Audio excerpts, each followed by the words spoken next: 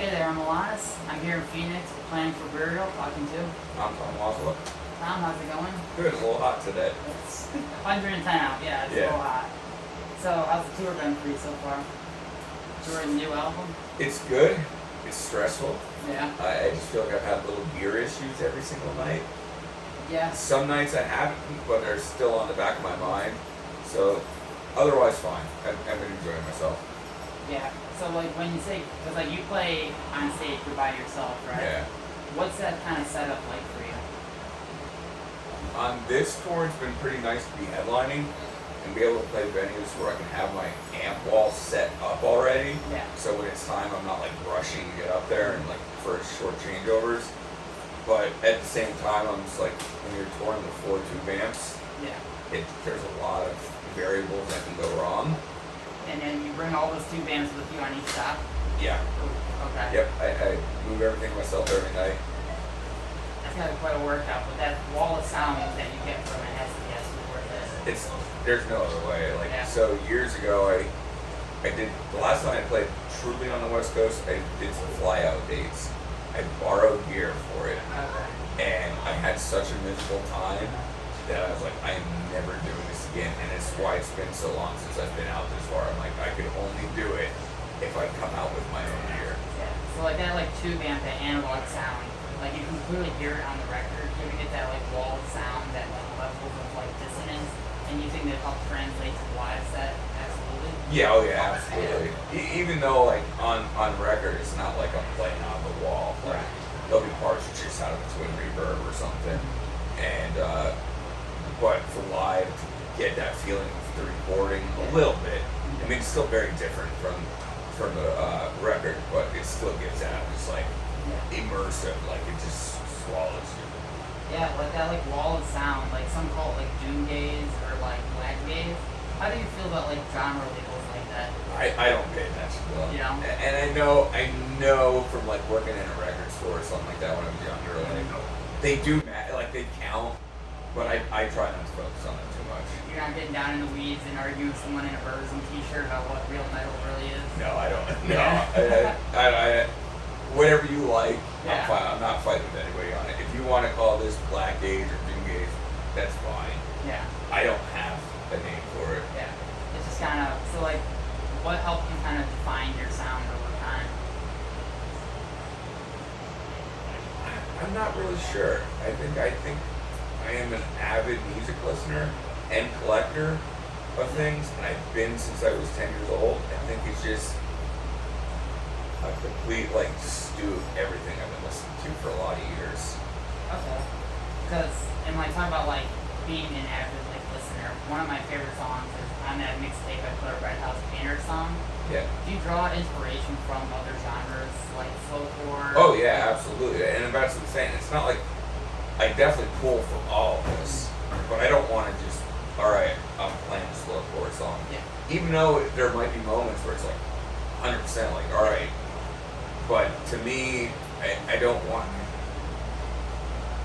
to say I don't want to copy, because everything I do is, I could probably pinpoint. I'm like, oh, this part, I'm trying to rip this, or, something.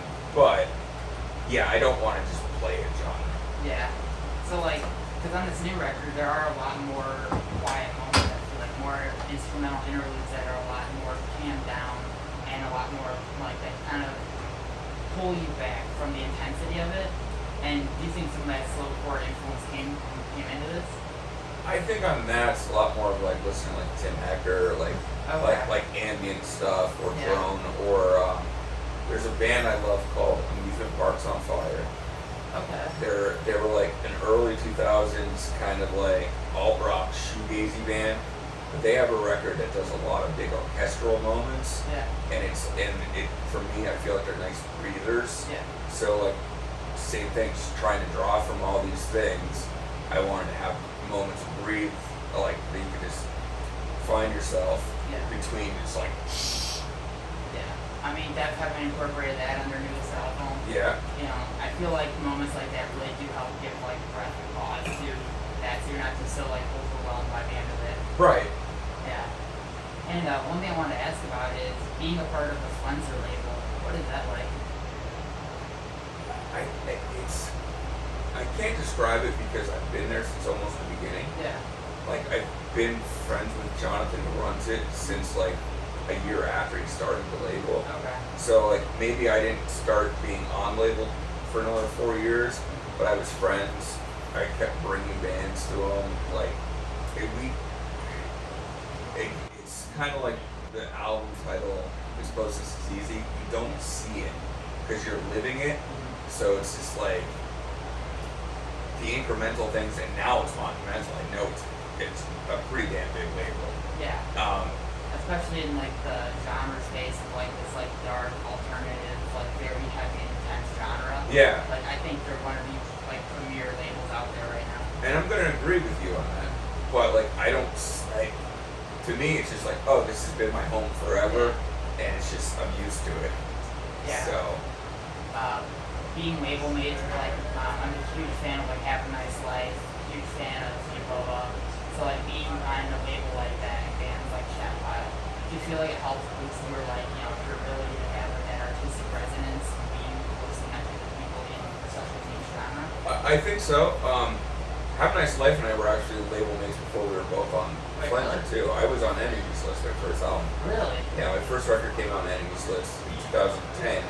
They re-released it. I released it digitally in 2009. But yeah, we've been friends for a very long time, and we both got on the Flanger the same year. Oh, that's so cool. So again, like getting to play with them and stuff. Again, it's just like hanging out with old friends that, wow, they happen to get they're mega, you know, huge. And then like, I think Jonathan found you both. I don't know how that came about, Yeah. but I remember before I even knew they were signing them, Jonathan sent me their stuff, and I was like, oh wow. Yeah. And so like yeah, it's just getting to like have bands like that or artists that kind of have similar ideas but very much not like same thing. We're not playing in the same genre, Right. but it's connected, so that's cool. Yeah, it's the same feeling. Yeah. Yeah. So like right now, what would you say is there's kind of a resurgence of like heavier music. I feel like pushing its way to the mainstream almost. Like bands like Have a Nice Life, you just mentioned, are playing like massive festivals. You have other bands like that have been doing massive tours here. Do you think there's like more and more room for like kind of black haze genre, newer game genre that needs more accessibility? I don't know. I haven't thought about that. I think bands like Have a Nice Life and Deaf Heaven have a bit more accessibility than say even myself. Okay. So they still have that like have you ever seen Have a Nice Life live? Yes. They're like a hardcore band. They really are. I mean, those dudes all came from that. I mean, they're not a hardcore band, but they have that intensity. Yeah. So like you still get like the nice melodies, you get like that crushing bass, big drums. I think that plays into a lot of stuff still. So yeah, I don't know. I think it's nice for bands like that that are big, and then they bring their friends along. Yeah, like last time I saw Have a Nice Life was at Sick New World, and to see them go on, it was Have a Nice Life into Knocked Loose into Duster. Crazy. It was insane. That's so wild. And then System of a Down headline, like it was a phenomenal night. Oh yeah, they did. Hell yeah. Also, what killed me about that fest is it was System of a Down up against Swans, and like I'm a huge Swans fan, but System's like my favorite band. I was just gonna say, in that moment, Yeah. if it was Swan circa like 97, 98, nope. 83 even. Yeah, like, I think mid to late 90s were my favorite Swans era, like Great Annihilator, Soundtracks for the Blind, that's my jam. Yeah, Soundtracks for the Blind is one of those albums that's like, it almost doesn't even feel real. Yeah. Like, it's such a gargantuan wall of mixer of everything. Yep. Yeah. But on that fest, I would have chose System too. Yeah, you kind of have to. I loved System in high school. I fell off for a while. Recently, in my day job, I had an apprentice who's like early 20s, just playing a lot of System at work, and I was like, fuck, this is great. I forgot how great this stuff is. Their debut album turned 27 yesterday. Yeah, I know, I'm 27 too, and I'm just like, ooh. Alright, yeah. I guess one of my favorite albums did come out when I was 4. Okay, Yeah. cool. But yeah, like, Yeah, also the first time I saw Have a Nice Life, it was like, I think it was Sprain's final show. Oh, out in California. Yeah. At the Roxy. It was like Sprain, Midwife, and then Have a Nice Life. And it was like, Yeah. it I was made the poster for that show. Oh, did you really? Yeah. Oh, that's so sick. Yeah, so with this new album, like, it feels like it's a little bit more, like, I would say optimistic feeling of the album. Like, the interludes definitely lighten things up. What was the process of making this album like? So it's you're right about the optimism, but like the process it's weird because the songs were around for a long time. Okay. Like the first song on the record, I've been playing live since 2019. Wait, really? Yeah, and it's changed a few times. Like Okay. lyrically, there might be sections that are gone now that were there, but I don't know. I just sat and I played these songs, or a lot of times I'd play them in the house, like they were written. Yeah. And then the pandemic happened. I wasn't playing shows, but I wasn't feeling necessarily like everybody else. Oh, we're gonna get all these records done and like record. I didn't. I had to keep working during that time period. So it was. I would go to bed every night and like literally like play like we were talking earlier before. I think we started recording about like layers and stuff. Yeah. I was figuring out how to go back and work all these layers. And then when I decided to actually finally record the album, I had that all broken down in my head. Yeah. Like, all right, this is the bass player. This is how I have to do it. I would sit at work and draw diagrams of how like I want my signal chain to be and everything. And then I just like made plans. Today is drums. Yeah. If I can get this done in the next night or two, that's it. Tomorrow, I'll spend 3 or 4 hours and I will play the whole album on bass. I will do it. And that's how it was. Yeah. Because you record everything yourself, right? Yeah. Yeah. And so like having that kind of like top-down perspective, have you ever thought of expanding the band at all, or keeping it to yourself? I'm keeping it myself. Yeah. It's. Okay. I know a lot of people ask that, and my question is back on that is I've been doing this project for 20 years. Yeah. And I think I've done it now. Yeah. It's good. That's like refreshing to hear, because there's a lot of bands I talk to where they expand their sound or add members at a certain time. Like Green Day has like 3 guitars Yeah. now, and it's like, okay, I mean, not saying don't, but what you had was pretty great and it worked perfectly well for you. Yeah, and years and years ago the thought was there, but then it becomes a thing like, all right, if I do this once in a while, it's going to become a thing everybody wants, Right. and then it no longer gives me the freedom. Like I can't just, I don't feel like recording for 3 years. Yeah. It's on me. You don't have someone else going, hey man, I got bills to pay. Yeah, Yeah. or I can't tour right now. I'd rather do this with my wife, or I got other family things going on, or hey, this show's coming up Friday. I just got asked to do it Yeah. on Tuesday. I can fucking do it. Let's go. I know that. And so a lot of it's freedom too. Yeah. And I don't know. I've had talks about that. I'm like, sometimes I'm like, I don't think I'm as big because I don't have a live drummer. I feel like there's an audience that just wants live drum stuff, and I get it. I'm a drummer. I play drums in other bands, Sure. but I don't know. For me, it's just like this is the vision. Yeah. And when you're up there by yourself, like, was there like a learning curve to that, or was it like an immediate sense of like freedom and comfort that you had kind of being the solo act up there? I think there was immediate comfort, but then still a learning curve. Yeah. All right, I like any random aspect. All right, this aspect works. Yeah. This one doesn't. How do I change this now with what I have? So I know there was definitely like a point in like 2014 or 15 where I changed. Like I was like after a big tour, I was like, no, I need to do things differently. Yeah. And now kind of there right now, about 10 years later, I'm like, I need to start figuring something else out. Yeah. But like we talked about at the beginning of this, you know, you're uncompromised, like you're willing to your unwillingness to compromise on like not playing your 2 bands, you know, like keeping that original sound, you know. Because like a lot of like videos I've seen translates like from the sound of the record to live sounds so close and so spot on. Yeah. That it really does feel like a complete vision. I would agree with that. Yeah. But I'm not opposed to Expansion. not so much expansion, but like things like I know a lot of my friends like Have a Nice Life fly out for gigs a lot now. They use filter amps and stuff because At least they know when they're getting somewhere. They know the sound of this amp.